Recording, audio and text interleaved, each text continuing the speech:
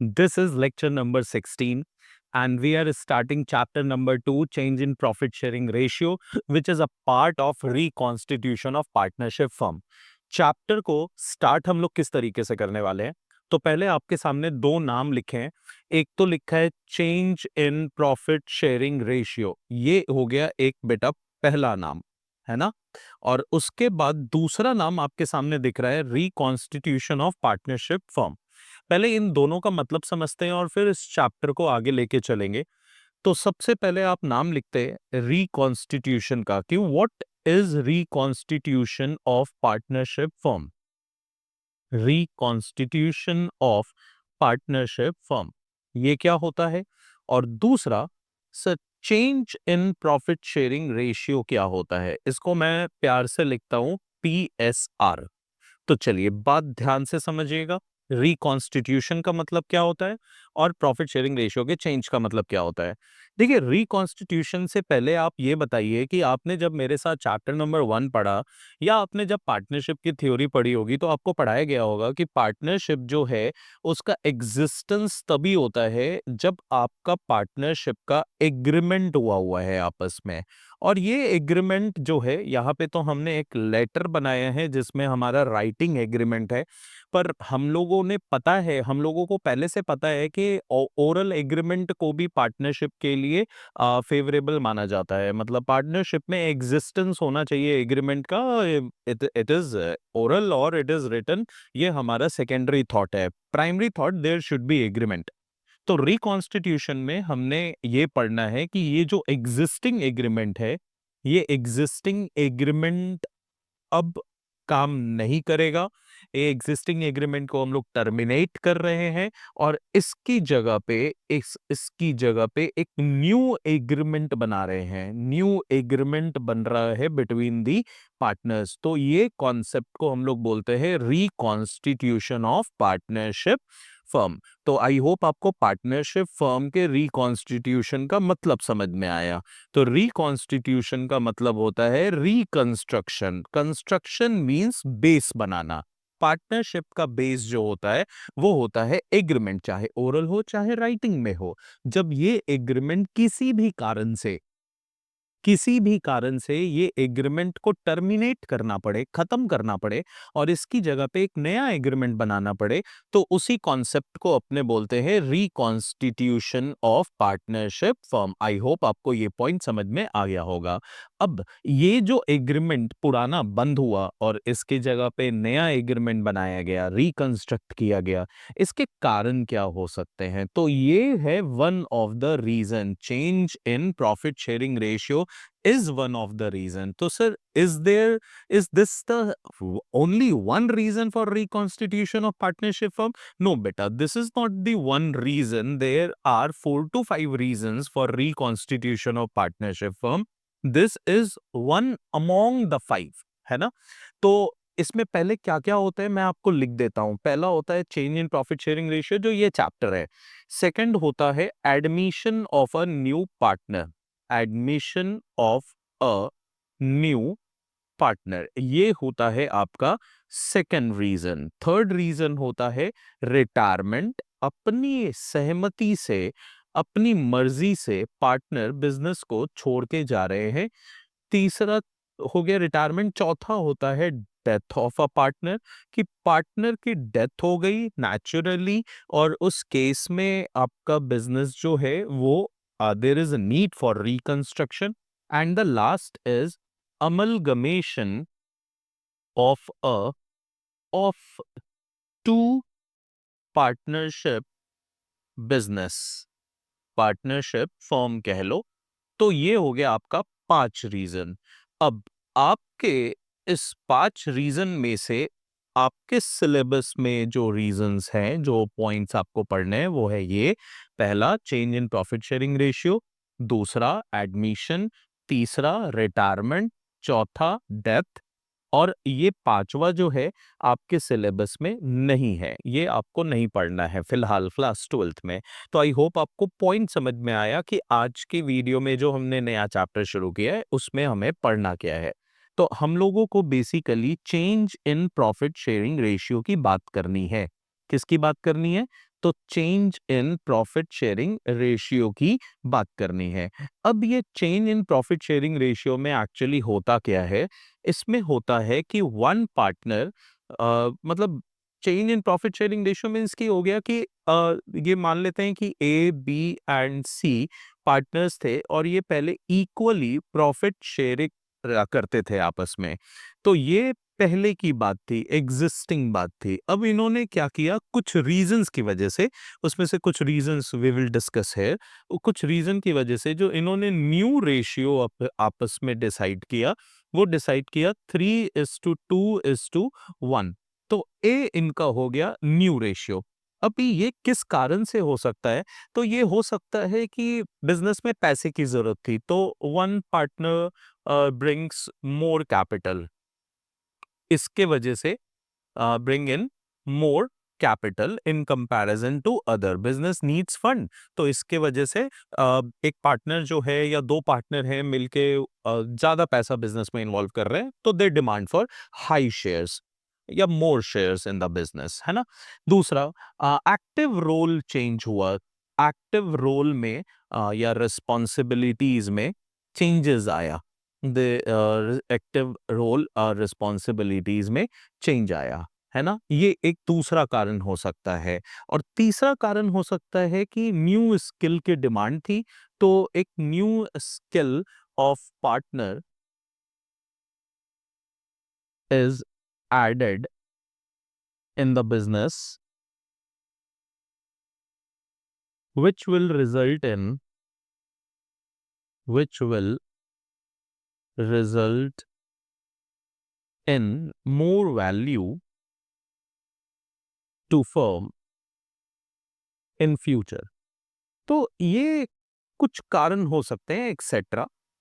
अभी एक पार्टनर पैसा ज्यादा लेकर आया, तो एक पार्टनर ज्यादा रोल्स और रिस्पॉन्सिबिलिटीज बियर कर रहा है, तो एक पार्टनर एक नया स्किल इंट्रोड्यूस कर रहा है, और जिसकी वजह से भविष्य में फर्म को ज्यादा वैल्यू मिलेगी। तो इसी वजह से इनके बीच में आपस में प्रॉफिट का, हिस्सेदारी का जो रेशियो है वो चेंज हो रहा है। तो इस रेशियो के चेंज होने से क्या होगा? इससे चेंज होगा कि one of the partner will get फायदा, one of the partner will get more share in future, will get more share of profit। मतलब सीधा सीधा इसको फायदा हो रहा है ना। इसको क्या हो रहा है? फायदा हो रहा है। तो जो अदर पार्टनर है, अदर पार्टनर विल सफर नुकसान in future as his share of profit decreases।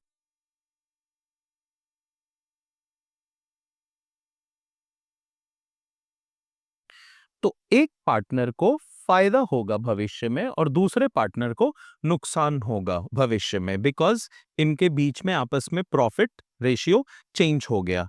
अब इसीलिए हमें क्या करना, तो पहला काम जो हमें इस चैप्टर में करना होगा वो ये है कि कैलकुलेट करना पड़ेगा, calculate the gain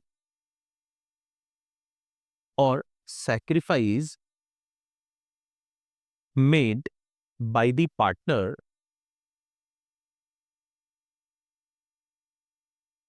because of change in profit sharing ratio। तो इस प्रॉफिट शेयरिंग रेशियो के जो इसमें चेंज आया, इस चेंज की वजह से कौन सा पार्टनर गेन करेगा, कौन सा पार्टनर गेन करेगा और कौन सा पार्टनर सेक्रीफाइस करेगा, अब हमारा काम है ये कैलकुलेट करके बताना लोगों को, ठीक है। तो एक एग्जाम्पल लेते हैं और हम लोग कोशिश करते हैं ट्राई करने का। तो चलिए, एक एल, एम एंड एन, इनका जो अभी ओल्ड रेशियो था बिटवीन द पार्टनर, ये था 3:2:1, ठीक है। इनका अब एक न्यू रेशियो डिसाइड हुआ पार्टनर्स के बीच में, दैट इज 5:4:3। क्वेश्चन मेरे को बोलता है कैलकुलेट गेन और सेक्रीफाइस मेड बाय पार्टनर। तो हमें ये कैलकुलेट करना है कि किस पार्टनर का इस रेशियो के चेंज के वजह से गेन हो रहा है और किसका सैक्रिफाइस हो रहा है। तो इसके लिए हमारे पास एक फॉर्मूला है कि हमें गेन या सैक्रिफाइस निकालने के लिए हमें एक फॉर्मूला यूज करना पड़ेगा, old ratio minus new ratio. ये हमें फॉर्मूला यूज करना पड़ेगा। अब अगर पहले आपको ज्यादा मिलता था, है ना, अगर आपको पहले ज्यादा मिलता था और बाद में कम मिलने लगा, तो ये आपके लिए क्या हो जाएगा, सैक्रिफाइस, है ना। और अगर आपको पहले ज्यादा मिलता था, सॉरी कम मिलता था, और अब आपको ज्यादा मिलने लगा है, तो ये आपके लिए क्या निकल जाएगा, गेन। तो गेन हमेशा आपको ब्रैकेट में दिखने को मिलेगा, और अगर पॉजिटिवली आए तो वो उसका मतलब हो गया कि आपने सेक्रीफाइस किया है। तो आओ पहले निकालते हैं कैलकुलेशन ऑफ गेन और सेक्रीफाइस। ये हमने हेडिंग लिख दिया, हमने नाम लिखा LMN।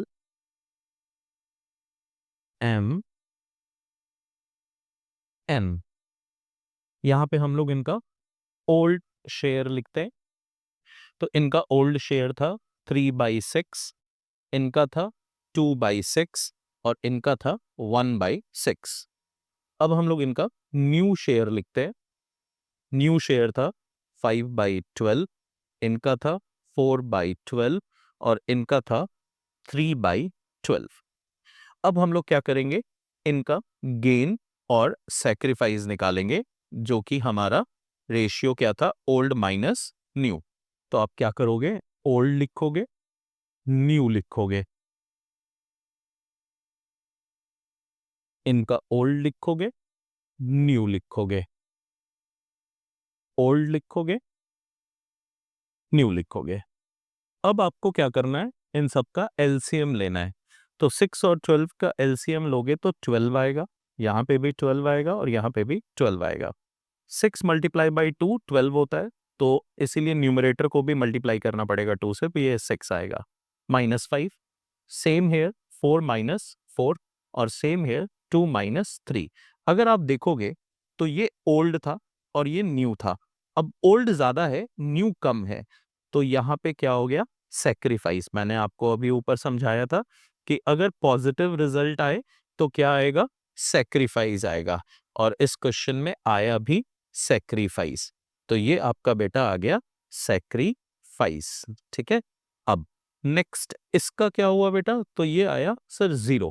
पहले भी सेम मिल रहा था, नए में भी सेम मिल रहा है, पर यहां पहले कम मिल रहा था, नए में ज्यादा मिल रहा है, तो ये माइनस का साइन है, पर एक्चुअली में ये आपके लिए क्या हो गया, गेन हो गया। तो ये आप भविष्य में क्या करने वाले हो सर, फायदा करने वाले हो, है ना, क्या करने वाले हो, फायदा करने वाले हो। तो आई होप आपको समझ में आया किस तरीके से हमने कैलकुलेट किया गेन और सेक्रीफाइस को। ऐसे क्वेश्चंस हम लोग आगे भी करेंगे, लेकिन अभी फिलहाल हम लोग नेक्स्ट कॉन्सेप्ट की तरफ चलते हैं। अब जो नया कॉन्सेप्ट है, वो कॉन्सेप्ट का नाम है गुडविल। सर बहुत आराम से समझिएगा, बहुत ही इंपॉर्टेंट कॉन्सेप्ट है गुडविल का। गुडविल का मतलब होता है गुड नेम और रेपुटेशन। गुड नेम और रेपुटेशन ऑफ द बिजनेस, है ना। अब ये जो रेपुटेशन है, ये क्रिएट होता है over the period of time. जिस बिजनेस का गुड नेम है, मतलब उसके कस्टमर्स लॉयल हैं। अब लॉयल कस्टमर हैं तो रिपीट आते हैं बिजनेस में, रिपीट विजिट होता है। रिपीट विजिट होता है तो इनका सेल का जो फिगर है वो इंप्रूव होता है। सेल इंप्रूव होता है तो प्रॉफिट इंप्रूव होता है। इसीलिए बिजनेस जो है, जिसकी गुडविल अच्छी है, वो भविष्य में काफी बेहतर परफॉर्म कर पाता है। तो गुडविल जो है बेसिकली आपको जनरली कैलकुलेट करने को नहीं मिलता है। अकाउंटिंग स्टैंडर्ड 26 के हिसाब से, अकाउंटिंग स्टैंडर्ड 26 के हिसाब से, जो कि अकाउंटिंग करता है फॉर इनटेंजिबल एसेट्स, एक रनिंग बिजनेस को गुडविल निकालने की जरूरत बिल्कुल भी नहीं है. There is no need to calculate goodwill in case of a running business. किसी भी आप बिजनेस को, जो बिजनेस काफी बेहतर परफॉर्म कर रहा है, आप नहीं देखोगे कि वो मतलब बैठा और बैठ के बोल रहा है चलो आज गुडविल खेलते हैं निकालना, है ना, गुडविल निकालना निकालना खेलते हैं. तो ऐसा कभी नहीं होगा. ये जब भी होगा तो उस बिजनेस को होगा जो कि प्लान कर रहा है सेल करने का. The business which is planning to sell its entire business, their goodwill is need to be calculated. तो goodwill only valued is only valued when entire business is sold. अब सर एक बात है जो मैं आपको रिलेट करना चाहता हूं. आपने स्टार्ट किया पढ़ना चैप्टर नंबर 2, जहां पे वर्ड आया रिकॉन्स्टिट्यूशन ऑफ पार्टनरशिप फर्म. यहां पे एग्रीमेंट बंद हो रहा है सर. यहां पे सिर्फ और सिर्फ एक एग्रीमेंट टर्मिनेट हो रहा है और उसके प्लेस पे एक नया एग्रीमेंट बन रहा है. बिजनेस क्लोज नहीं हो रहा है. प्रॉफिट बदल रहा है पार्टनर्स के बीच में. नया पार्टनर ऐड हो रहा है, पुराना पार्टनर रिटायर हो रहा है, किसी एक की डेथ हो गई, या दो पार्टनरशिप फर्म मिलके एक नया पार्टनरशिप फर्म बिजनेस क्रिएट कर रहे हैं. इस केस में कहीं पे भी आपको इंटायर बिजनेस के सेल की बात नहीं हो रही है. तो फिर आप यहाँ पे गुडविल क्यों पढ़ा रहे हो, है ना? आप यहाँ पे फिर गुडविल क्यों पढ़ा रहे हो, ये सबसे इंपॉर्टेंट बात है. तो बेटा इसका रेलेवेंस यहाँ से है. आपने देखा इस केस में जब प्रॉफिट शेयरिंग रेशियो चेंज हुआ, पहले प्रॉफिट शेयरिंग रेशियो जो था वो पार्टनर्स का था 3:2:1. फिर ये प्रॉफिट शेयरिंग रेशियो आपस में चेंज होके हो गया 5:4:3. तो क्या हुआ कि एल इस बिजनेस में क्या कर रहा है, सैक्रिफाइस कर रहा है, और एन जो है वो बिजनेस में क्या कर रहा है, गेन कर रहा है. तो एन का हिस्सा अगर इंक्रीज हो रहा है, अगर एन भाई साहब का हिस्सा इंक्रीज हो रहा है, तो उसका वजह है कि एल, उसकी वजह एल का बिजनेस में अपने हिस्से का सेक्रीफाइस करना है. तो एक्चुअली यहां पे हो क्या रहा है, एल और एम के बीच में, एल और एन के बीच में बहुत ध्यान से समझने वाली बात है. ध्यान से समझने वाली बात यह है कि एल अपना हिस्सा बेच रहा है ना. एल जो है is selling his share of profit to N, है ना. एल क्या कर रहा है, सेल कर रहा है his share of profit to N. ये बहुत इंपॉर्टेंट बात है बेटा जो आपको समझनी है कि एल क्या कर रहा है, अपना हिस्सा बेच रहा है एन को. तो एन इसको बदले में कॉम्पनसेट करेगा कि नहीं करेगा? बिल्कुल सर, कुछ कॉम्पनसेशन तो पे करना ही पड़ेगा. Compensation in monetary value. यहाँ पे आपका बिजनेस तो नहीं बिक रहा है पर हिस्सेदारी तो बिक रही है ना. तो ये हिस्सेदारी की कुछ तो वैल्यू बनती होगी ना, कुछ तो हिस्से की वैल्यू बनती होगी. तो अकाउंटिंग स्टैंडर्ड 26 आपको अलाउ करता है कि अगर आप एक पार्टनर दूसरे पार्टनर के बीच में शेयर सेल करते हैं तो वहां पे आप जो कॉम्पनसेशन पे करेंगे, बाइंग पार्टनर, गेनिंग पार्टनर जो सेलिंग पार्टनर को कॉम्पनसेशन पे करेगा, उसी कॉम्पनसेशन को अपने नाम देंगे गुडविल. क्या बोलेंगे? गुडविल. तो goodwill is the compensation in monetary value paid by gaining partner to the sacrificing partner. आप चाहो तो लिख लो इसको. Here, in case of partnership, goodwill is the compensation in monetary value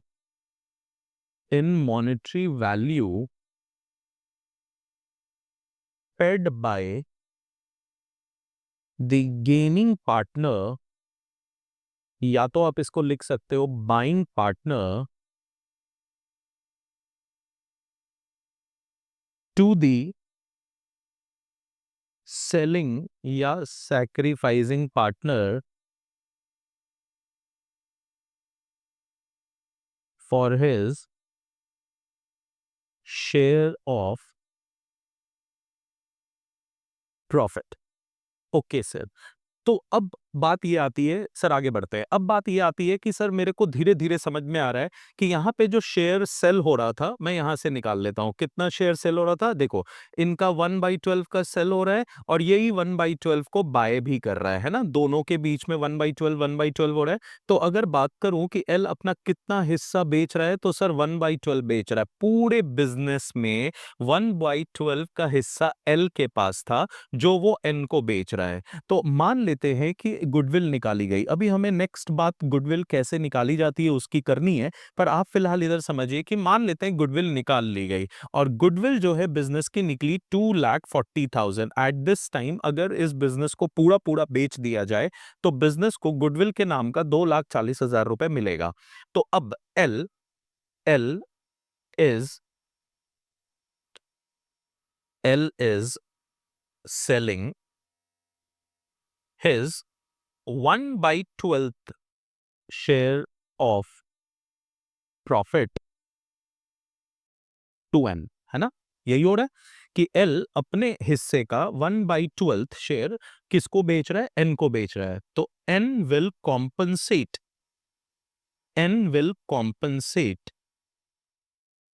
total value of goodwill. ये बात बेटा लिख लो, बहुत इंपॉर्टेंट है। आपको नेक्स्ट क्लास में, नेक्स्ट वीडियो में ये बात समझ में आ जाएगी, आप खुद कैलकुलेट करोगे। क्या कह रहा है कि जो टोटल वैल्यू है गुडविल की, वो टोटल वैल्यू ऑफ गुडविल, ये जो टोटल वैल्यू है गुडविल की, ये total value of goodwill multiply by जो वो शेयर बेच रहा है 1/12, ये वो आपस में ट्रांसफर करेंगे। तो कितना ट्रांसफर करेंगे? 2,40,000 मल्टीप्लाई बाई 1/12। तो आप इसको अगर एक दूसरे को डिडक्ट करोगे, सॉरी काटोगे, तो ये 2 से कट जाएगा, तो इट विल बी 20,000। तो नाउ एन विल पे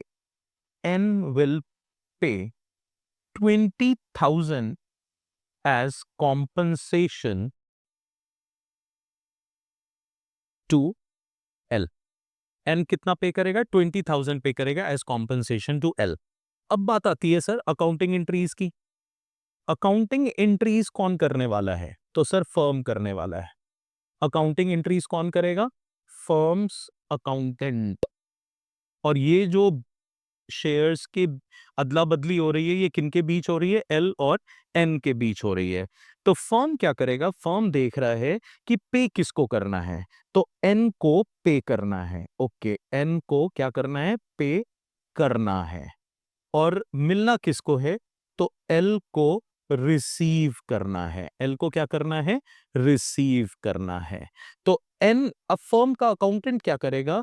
जिसको पे करना है उसके अकाउंट को ये क्या करेगा? डेबिट कर देगा। क्या कर देगा? डेबिट कर देगा। और जिसको रिसीव करना है उसके अकाउंट को क्या कर देगा? क्रेडिट कर देगा। बस इतना काम करना है। इंक्रीज करना है तो क्रेडिट कर देगा, डिक्रीज करना है तो डेबिट कर देगा।